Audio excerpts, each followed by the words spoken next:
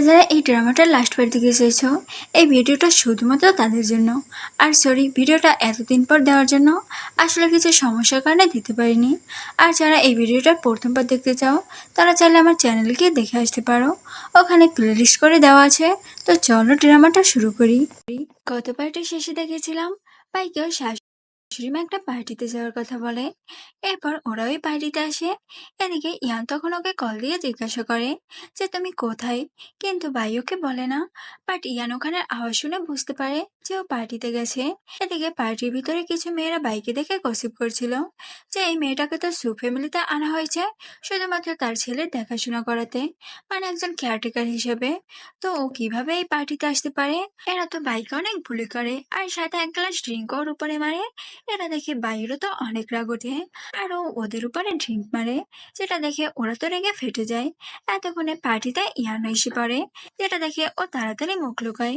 তখন এই মেয়েগুলো ইয়ানকে বলে যে এই আমাদেরকে অপমান করছে, প্লিজ তুমি একে কিছু বলো।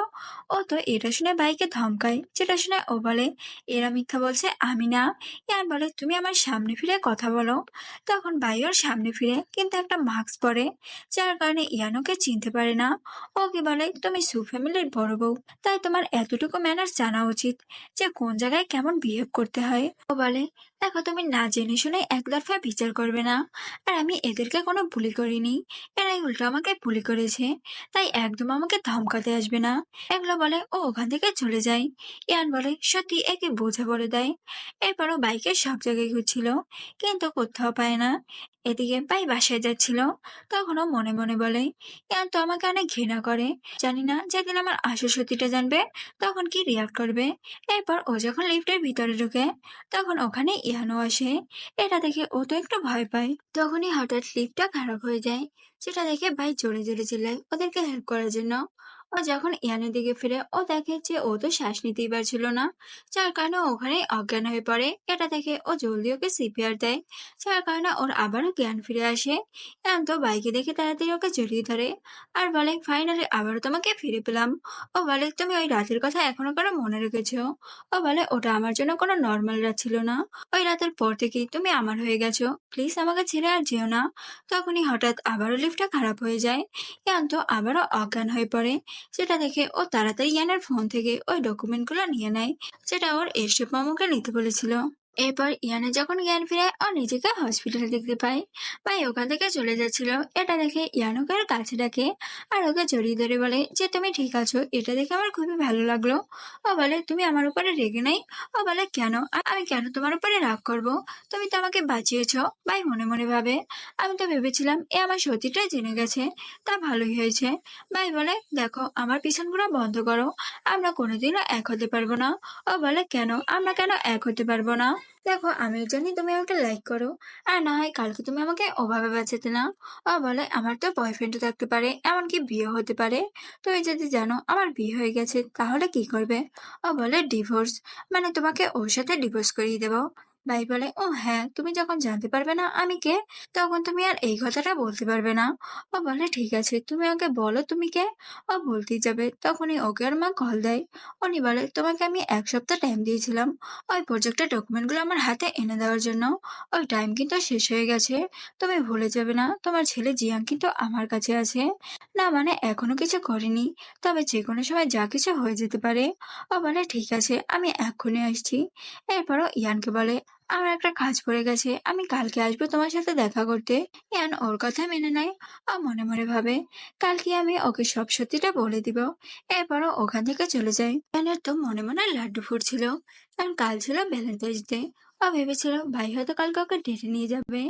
এদিকে ভাই ওর মাকে বলে আমার হাতে সব ডকুমেন্ট আছে, কিন্তু এটা আমি তোমাকে তখনই দিব যখন দেখবো আমার ছেলে ঠিক আছে। এটা শুনে ওর মা ওর ছেলেকে আনে। ওর ছেলেকে দেখে বলে তুমি ঠিক আছে তো, এখানে কেউ তোমাকে ডিস্টার্ব করেনি তো? ও বলে না মম, আমি একদমই ঠিক আছি। ওর মা বলে তাড়াতাড়ি ওগুলো আমাকে দাও। ও বলে আমি সেন্ড করে দিয়েছি। আর মা তো এটা দেখে অনেক খুশি হয়। ভাই ওর ছেলেকে বলো চলো আমার সাথে। ও বলে কোথায়?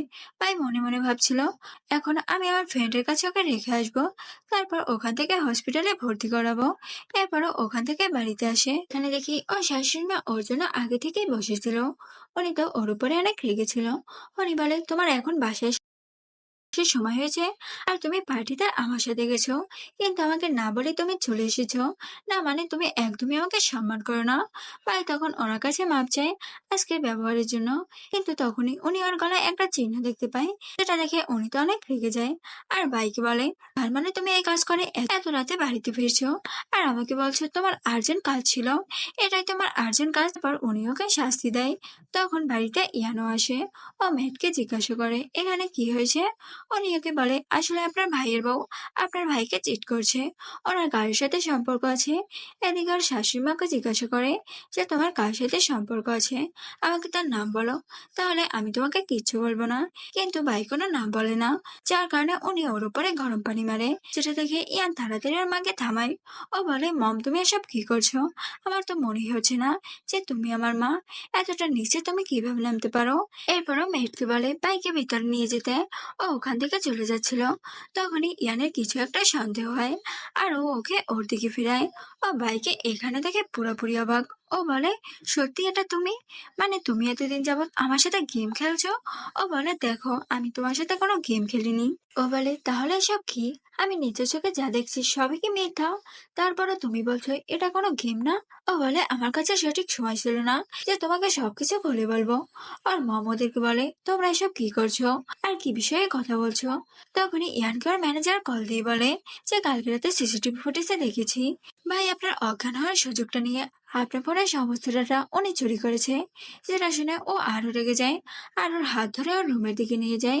ইয়ানের মম বলে ও ভুল করেছে ঠিক, কিন্তু তুমি এর সাথে কিছু করো না, তাহলে তোমার ভাইয়ের কি হবে। ও ভাইকে নিয়ে রুমে আসে। ও বলে তুমি জানতে আমি কে, তারপর আমার ভাইকে কেন বিয়ে করেছো। ও বলে দেখো আমি তোমাকে কখনো হার্ট করতে যাইনি। ইয়ান বলে তার মানে তুমি আমার ভাইয়ের বউ হয়ে আবার আমার সাথেই সম্পর্ক করতে যাচ্ছ। ও বলে আমি সবকিছু তোমাকে বলে দিব করে। ইয়ান বলে মিথ্যা কথা বলা বন্ধ করো, আমি ভেবেছিলাম তুমি আমাকে লিফটের ভেতর বাঁচিয়েছো, কিন্তু না তুমি তো সুযোগের সদ্ব্যবহার করেছো, আমার সব ডাটা চুরি করে নিয়েছো। আর আমি কত বোকা দেখো, ভেবেছিলাম তোমার হয়তো আমার প্রতি ফিলিংস আছে, তুমিও আমাকে আমার মতো করেই ভালোবাসো, আমার জন্য চিন্তা করো। ইয়ান বলে সত্যি আমার তোমার জন্য অনেক চিন্তা হচ্ছিল, আর ওই দিন আমি তোমাকে সত্যিই বাঁচিয়েছিলাম, এতে আমার অন্য কোনো মোটিভ ছিল না, বিশ্বাস করো। ও এগুলো বলে ওখানে অজ্ঞান হয়ে পড়ে, যেটা দেখে ইয়ান তাড়াতাড়ি ডক্টর ডাকে। একদিন ইয়ান ব্রেকফাস্ট করতে আসে, তখন ওর মা বলে দেখছো ওই মেয়েটা এখনো ঘুমাচ্ছে, কোনো রুলসই ফলো করছে না। তখনই ওখানে বাই আসে। আর মা ইয়ানকে বলে তোমার অ্যাসিস্ট্যান্ট তো বলেছিল তুমি ওই মেয়েটাকে খুঁজে পেয়েছো, যাকে তুমি 5 বছর ধরে খুঁজছিলে, তো এখন বলো ওকে বিয়ে করবে কবে। ও বলে তার আর এখন প্রয়োজন নাই, ওই মেয়ের অলরেডি বিয়ে হয়ে গেছে। আর মা তো এটা শুনে বলে তুমি মন খারাপ করো না, ও গেছে তো কি হয়েছে, আমি তোমার জন্য আরো ভালো মেয়ে খুঁজে আনবো। এরপর উনি ওকে একটা মেয়ের কথা বলে, ওর বাবার ফ্রেন্ডের মেয়ে, ও কিছুদিন আগে অ্যাব্রোড থেকে ফিরেছে। ইয়ান বলে ঠিক আছে মম তুমি যেটা ইচ্ছা করতে পারো, আসলে ভাইয়ের উপরে রাগ করে এগুলো বলছিল। এরপর ইয়ান যখন ওর ভাইয়ের রুমে যায়, ভাই ওর ভাইয়ের কেয়ার করছে, যেটা দেখে ওর তো খুবই জেলাস হয় আর ও রুমে গিয়ে অনেক ড্রিঙ্ক করে। এরপর ও ভাইকে মেসেজ দিয়ে ওর রুমে আসতে বলে। ও ইয়ানকে জিজ্ঞাসা করে কি কাজ করতে হবে। ইয়ান ওর কাছে আসতে বলে। ও বলে মনে হচ্ছে এখানে কোনো কাজ নাই, আমাকে যেতে হবে। ইয়ান তখনই ওর কাছে যায়।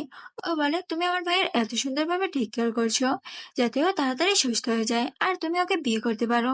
ভাই বলে আমি তো তোমার কথাই শুনছি, তুমি তো বিয়ের দিন বলেছিলে যাতে তোমার ভাইয়ের ভালোভাবে টেক কেয়ার করি আর ওনাকে সুস্থ করে তুলি। ও বলে তার মানে আমি যেটাই বলবো তুমি ওটাই শুনবে, তাহলে তো ঠিকই আছে। এরপর ও ওকে জোর করে কিস করে। অন্যদিকে ওর মা রুমে আসে। ও বলে তুমি কি চাও মম আমাদেরকে এভাবে দেখে ফেলুক। ও তো এটা শুনে কান্না করে দেয়, যেটা দেখে ও তাড়াতাড়ি দরজা বন্ধ করে দেয়। আর ওর মমকে বলে আমি এখন ঘুমাচ্ছি, তুমি পরে এসো। অনেক যাওয়ার পর ভাই ওখান থেকে তাড়াতাড়ি চলে যায়। পরদিন ভাই হসপিটালে ওর ছেলের সাথে ছিল। তখনই হঠাৎ ও অসুস্থ হয়ে পড়ে। ডক্টর ওকে বলে তাড়াতাড়ি ওর একটা লিভার দরকার। ভাই বলে আমারটা দেন। উনি বলে আপনার ব্লাড গ্রুপ এ আর ও বি, এটা কিছুতেই পসিবল না, আর যত দ্রুত আমাদেরকে একটা লিভার ওর বডিতে ট্রান্সফার করাতে হবে, আর না হয় বড় কিছু একটা হয়ে যেতে পারে। যেটা শুনে ও তাড়াতাড়ি তাড়াতাড়ি ইয়ানকে কল দেয় আর ওকে সবকিছু বলে যে ওর একটা ছেলে আছে। ও এটা শুনে তাড়াতাড়ি হসপিটালে আসে আর ডক্টরকে বলে আমার ব্লাড গ্রুপ বি, আমি ওকে আমার লিভার দিব। ভাই এটা শুনে বলে তোমার মমকে কিছু বলবে না? ও বলে আমি আমার ছেলেকে বাঁচাচ্ছি, এতে মমকে আবার কি জানাবো, ওনাকে আমি পরে জানাবো। দেখো আমাদের কাছে এখন এত সময় নেই। এরপর ওদের অপারেশন শুরু হয়। কিছুক্ষণ পর ডক্টর ভাইকে বলে দুইজনেই ঠিক আছে, আপনি চিন্তা করবেন না। ভাই ওর ছেলের কাছে যায়। ওর তো এতক্ষণে জ্ঞান ফিরে আসে, তখনই ওখানে ইয়ানো আসে। সেটা দেখে বায়ুকে বলে তুমি বেড থেকে কেন উঠছো, যদি কোনো সমস্যা হয়? ও বলে কিছু হবে না। চিয়াং তোকে থ্যাঙ্কস বলে ওকে বাঁচানোর জন্য। ও বলে ঠিক আছে, তাহলে তুমি আমাকে তোমার সাথে এই রুমে থাকতে দিবে? ও রাজি হয়ে যায়। এরপর ইয়ানো ওই রুমে শিফট হয় আর অ্যাসিস্ট্যান্টকে ওখান থেকে পাঠিয়ে দেয়। ও ভাইকে বলে তুমি জিয়াংকে কেন পার দিয়েছো, তুমি তো আমাকে লাইক করো না। ও বলে জিয়াং আমার জন্য খুবই ইম্পর্টেন্ট, কারণ ও আমার প্রথম সন্তান, ওকে আমি কিভাবে ছাড়তে পারি? ইয়ান বলে আমি জেনে গেছি যে তুমি আমার প্রজেক্টের ডাটাগুলো ঠিকই চুরি করেছো, কিন্তু কাউকে দেওনি, যার জন্য আমি অনেক হ্যাপি যে তুমি আমাকে ধোকা দেওনি। ও বলে আমি জানি এটা তোমার জন্য খুবই ইম্পর্টেন্ট, তাহলে আমি কিভাবে এটা অন্য কাউকে এমনি এমনি দিয়ে দিতে পারি? এগুলো বলার পর ও ওখান থেকে যাচ্ছিল, বাট ইয়ান ওকে থামায়। ও বলে তুমি তো এটাই চাচ্ছিলে না, সারা জীবন আমার থেকে আমার ছেলেকে লুকিয়ে রাখতে আর আমার ভাইয়ের বউ হয়ে আমার সামনে সামনে ঘুরতে, এখন তুমি আর কখনোই আমাকে ছেড়ে যেতে পারবে না। এরপর ও ওকে কিস করে। তখনই ওকে ইয়ানের মা কল দিয়ে বাড়িতে আসতে বলে। সেটা শুনে ইয়ান বলে তুমি যাও, আমি ওর খেয়াল রাখবো। তো এটা শুনে ও অবাক হয়। ইয়ান এটা দেখে বলে কেন, আমি কি আমার ছেলে খেয়াল রাখতে পারবো না? ও বলে ঠিক আছে, তাহলে আমি কাল সকালে আসবো। এরপর ভাই ওখান থেকে চলে যায়। কিন্তু তখনই হসপিটালে ওর সৎ মা আসে। উনি তো ওর উপরে অনেক রেগেছিল। উনি বলে তুমি আমার সাথে ফ্রড করেছো, তোমার কত বড় সাহস। এরপর উনি ওকে মারতে যায়, কিন্তু বায়ুনার হাতটা ধরে। ও বলে আপনি কি ভেবেছিলেন আপনি যেটা বলবেন আমি ওটাই করব? জীবনেও না। আর আপনি এখন আমাকে মারতে আসছেন আর আমি এটা চুপচাপ সহ্য করব? কখনো না।